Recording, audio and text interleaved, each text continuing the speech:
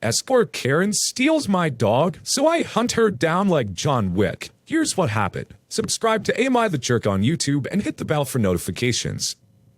So it all started on Sunday, May 26th. I was flying back home from Texas where I was at my girlfriend's sister's wedding. We had a layover in Vegas before our 1-hour flight back to Sacramento. I land in Vegas and I get reception. That's when my roommates call me and tell me how the door to our backyard gate was busted open, and my beautiful husky wolf mix was missing. That dog is everything to me. She's 3 years old now, and I've had her since she was 2 months. She's been with me through all my breakups, my layoffs, and my evictions. She was my only friend when all my other friends believed the rumors my ex said about me. Anyways, she's gone, and I get home to start doing the usual, putting up flyers, offering a reward, and notifying every shelter, vet, and her chip company of her disappearance. I put notices on every lost and found page, and suddenly it starts to go viral on Facebook. A lot of people really wanted to help me find my dog, and I had eyes everywhere. I wake up one day to a Craigslist ad with a picture of an unknown girl hugging my dog, with the ad titled "Found Husky," sent to me by a friend. So I contacted the ad maker. The lady was nice and explained how she didn't find my dog, but a friend of hers on Instagram found her. She watched her post pictures on Instagram and brag about how the universe brought me this beautiful dog. She sent me screenshots of her Instagram and all the pictures she posted of my dog. She then tells me that she doesn't know her personally, but that she's a fellow escort. It turns out the girl who has my dog is an escort, so she messaged the girl to tell her that she found the owner of the dog. And she fully deletes all posts about my dog and blocks the ad maker. So I think, alright, this is already viral. Game on, lady. I get all the people who've been searching, including my detective aunt, and we make a hunt. I file a police report and they're down to bust the chick. But I have to find where she is and holding my dog for them to do anything, which is pretty useless. I get people to start contacting one another. We found her legal name, all the addresses she's tied to with, including her boyfriend's stepmom, stepdad, possibly dad, and stepmom's info. We even found 2 warrants for her arrest. She was charged with petty theft, hit and run involving property damage, lying to a police officer, and possession of contraband. After I found that info, including her being an escort, which is illegal where I'm from, we had her. I dug up all her info, including emails and phone numbers with her escort phone number. So I call this woman to confront her, and she starts yelling at me about how I'm harassing and threatening her. This is the first time I've ever talked to this woman. She starts going on about how she's gonna press charges on me. She also said she brought my dog to a shelter 2 days prior, and told me which shelter. I confirmed that wasn't true. Meanwhile, I'm gathering all the proof I have that this dog is mine, which is 3 years of time-stamped photos with me and the dog, and the chip information that my dog is registered with, and her being in my name with the chip company. She's told this and still refuses to give her back, saying that she's afraid to give the dog back because I'm threatening her, which I never did and have proof of that. So now she's on blast on Facebook and Instagram and Reddit as well. I'll provide updates later. Update. So I'm not sure what more I can really do. The court fees to even try and get this woman is gonna break my bank. And I already spent over $1,000 trying to find my dog. Then even trying to find and serve her with the court papers may not work, because the cops will only try 3 times before they say, well, you're on your own. And then I would have to hire a private investigator. I'm not sure what to do besides blast her so hard this ends up on every news station and radio station in the Sacramento region. Update 2. Oh boy, check this out. That girl that stole my dog was with another girl when they found my dog. And boy does the plot thicken. They're both escorts. So the girl that stole my dog, let's call her Blonde Thief, and the girl she was with, we'll call her Red-Haired Thief. Blonde Thief left for San Francisco to work. She came home early to find Red-Haired Thief was sleeping with Blonde-Haired Thief's boyfriend. And it gets better. Red-Haired Thief beat Blonde-Haired Thief's butt, which involved the cops and a public police report. Boyfriend was taken to jail for domestic violence, and so did Red-Haired Thief. Now that that is public record, I looked up the incident. Sadly, there was no house address when I looked it up. I'll keep you guys posted. Final update. The Red-Haired Thief contacted me and told me the Blonde-Haired Thief took my dog to her dad's house. So I went detective and looked up who her dad is. I got his legal name, Facebook, and phone number. I get a car with a beefy friend of mine and drive 1 hour to Valley Springs to where her dad lives. We pull up to the property, and there's my dog running up to the fence to greet me. I open the gate and she tackles me. I put her in the car and call the cops. They arrive and do their hardest to get him to answer the door, but the police chalk it up to him not being home. They take my statement and I explain everything down to each fine detail, including the escort in question having a record. They said they'll be catching him, and I'll be pressing charges for animal endangerment and grand theft. She'll also be adding a third warrant to her record. So glad that's over, and my dog is so happy to see me again. The next day, I get a message from my friend. Turns out the thief sent her a message on Instagram about contacting the police over me harassing her. My friend then asked her if she realized that the owner came to her dad's house and took her dog back while the police watched it happen. Then I had told the police that I was pressing charges on her and that they're coming for her. And to enjoy jail, the thief flipped. She started threatening my friend and saying she's gonna fight her, calling her all kinds of unsavory names. In all seriousness, hasn't this jerk had her butt beat enough this week? Yeah, if someone stole my dog, I'd be hunting them down too. Especially when you have an idea of who did it and have some clues. There's no way you're letting that go. Like you said, you had everybody in your area on your side, eyes open looking for this dog. It sounds like even the thief's own friends were turning against her. All the boyfriends sleeping with drama aside, she sounds like a crappy person in general, not just the stealing of your dog. It's no wonder no one close to her was gonna back her up. We don't get any more updates on this story, but I hope that they really did catch up to her and she got held accountable for what she did. She's probably just lucky she wasn't there when the owner showed up, or she would have got her butt beat yet again. You can submit your own stories to be featured here on the channel. The story submission link is in the description below. And if you want to listen to some Bybee music in the background, check out Easy Mode, also linked below. And don't forget to subscribe. High school jerks decide to egg the quiet kid's house, not realizing that they have the granddaddy of revenge pranks coming their way. I spent my high school years in a small town in Wisconsin. There were only a few stoplights and everyone knew everyone. If you screwed up or did something embarrassing, everyone knew about it within hours, sometimes sooner. I had a small circle of friends and then a host of acquaintances that I hung out with from time to time. One of them is the center of our story. He was a pretty good guy. We'll call him Ted for the story's sake. The problem, of course, was that he was your standard outcast in high school life. He wasn't athletic, played video games in a time where gamers truly were considered nerds or geeks, and was a skinny kid with glasses, which made him easy to pick on. I've been and always will be a gamer, so he and I had no issues getting along. I was slightly more athletic and played football, so I was able to at least keep some of the guys off his back for him. There was nothing I could do about the hockey guys, though. Let's go to the event in question. It was a Saturday night and we were at the bowling alley with a couple of our mutual friends. All was going well until several members of said hockey team come walking in, and of course, get put in the lane just a couple down from us. Close enough where they could be jerks and show off in front of their girlfriends. Of course, they singled him out and left the rest of us alone. But that doesn't really fly very well with me, and I tried to get them to stop, which failed, of course. After putting up with their crap for an entire game, Ted finally showed a little backbone, and quite loudly told them to shut the heck up and leave him alone. Well, in small town logic, doing something like that means you're asking for more trouble that you don't want. One of the players said to him,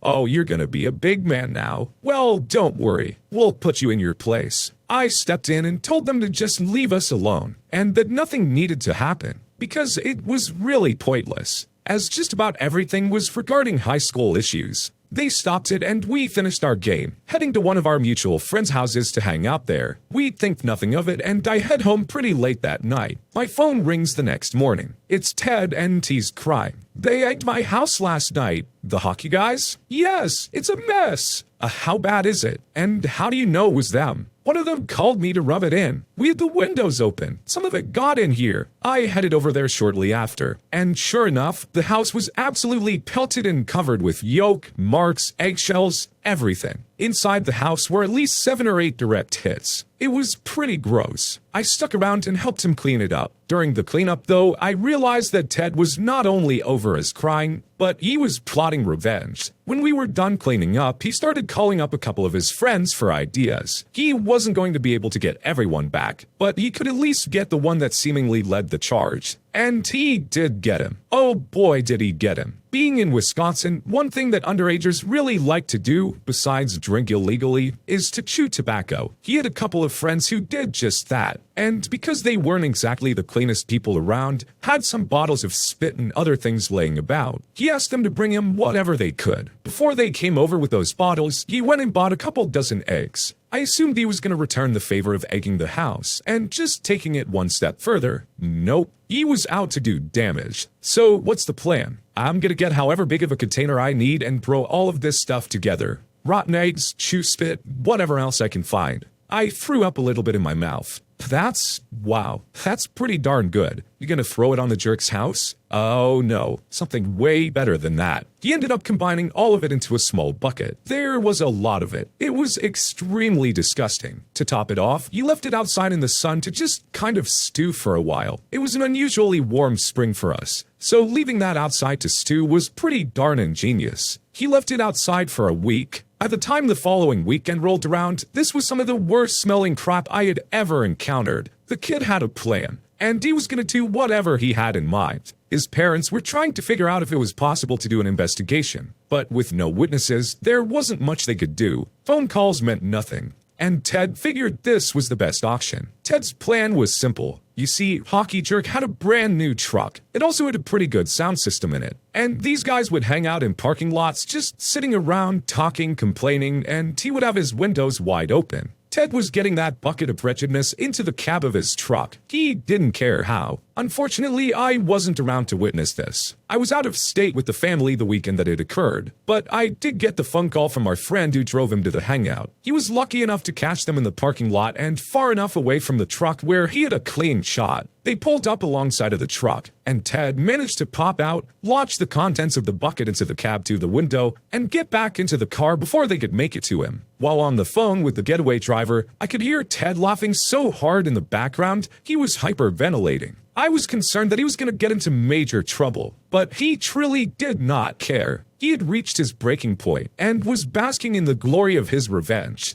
I got back to school on Monday, and it was the talk of the school. The truck's interior was flat out ruined and smelled like Sex Panther. He couldn't even drive it because Ted had managed to do a surgical strike and douse just about everything, and then just chucked the bucket into it upside down to ensure that it all got in there. He had become a legend in the manner that he'd only ever hoped for. Ted had been concerned that he was going to get his butt kicked because of this, and truth be told, I think everyone expected it. However, it didn't happen, because word had already reached the higher-ups in the school. My town was very much a good old boy town where eye for an eye still meant something. The two of them were brought into a meeting and told that they were not even to speak to each other. As for the damages caused, both sets of parents were informed of what was shared in the meeting, where each of them admitted to their actions. The parents were asked to handle discipline of each of their children and to work out the issue of the damages caused. The parents ended up agreeing to just take care of their own problems and leave it at that. No one bothered Ted after that. Hockey Jerk's truck became known as the Spit Cup truck, which ticked him off to no end. Ted ended up getting a girlfriend out of the whole mess, because honestly, showing that kind of guts, it just had to happen. He never really became a popular kid in high school, but no one dared screw with him after that.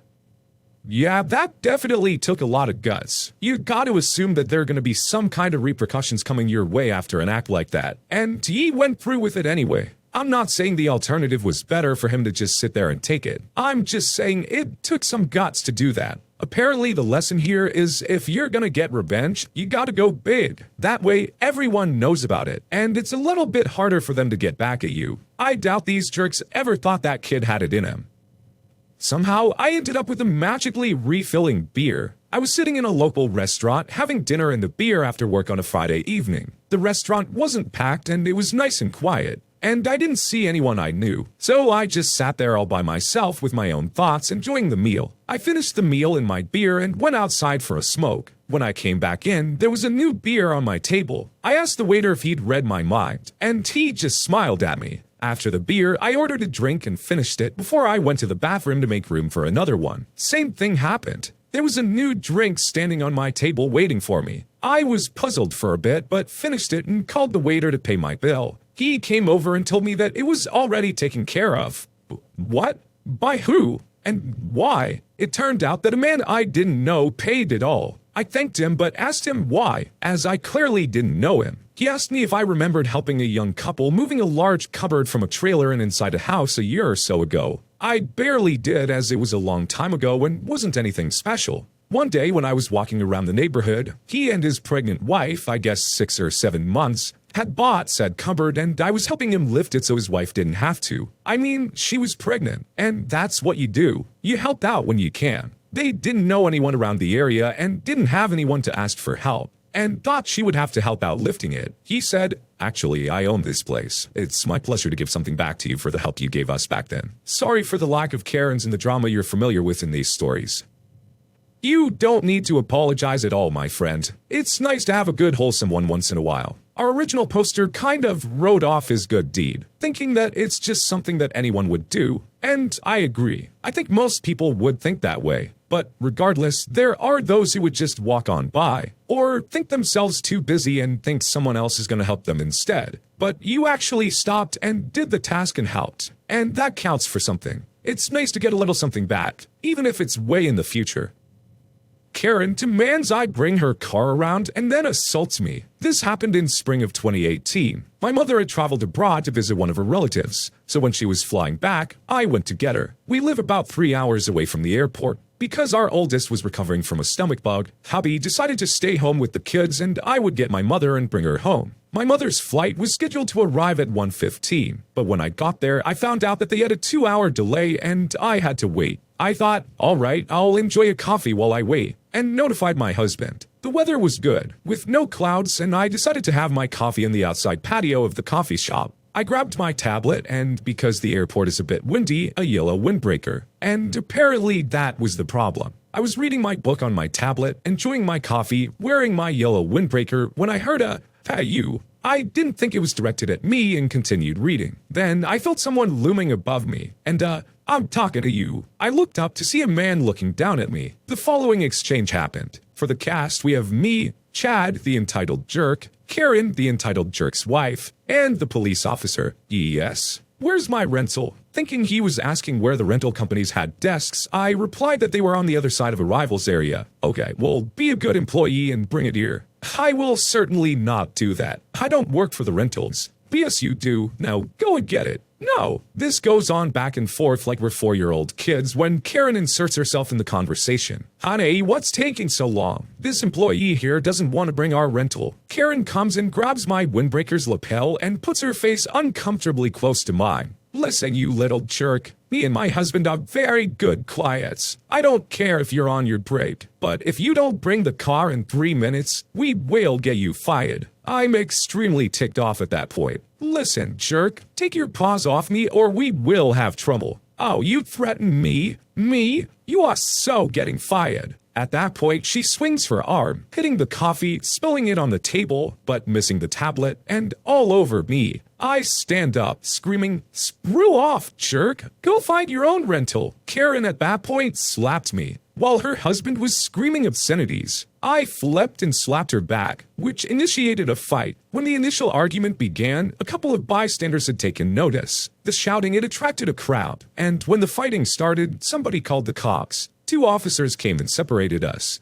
"Alright, what happened?" "The employee refused to help us and then attacked my wife." "I don't work here, jerk, and your wife attacked me." "Madam, language, please." "I want to press charges." "Okay, you're all coming with us." We ended up at the airport police station. One officer went to get the manager of the rental company and the other reviewed the tapes with his boss. The rental company manager verified I wasn't an employee. They wear white shirts and black ties and a lanyard with their access ID. I was wearing a Cthulhu t-shirt and jeans. The cameras verified the attack. I pressed charges on the jerk and just left to get my mother.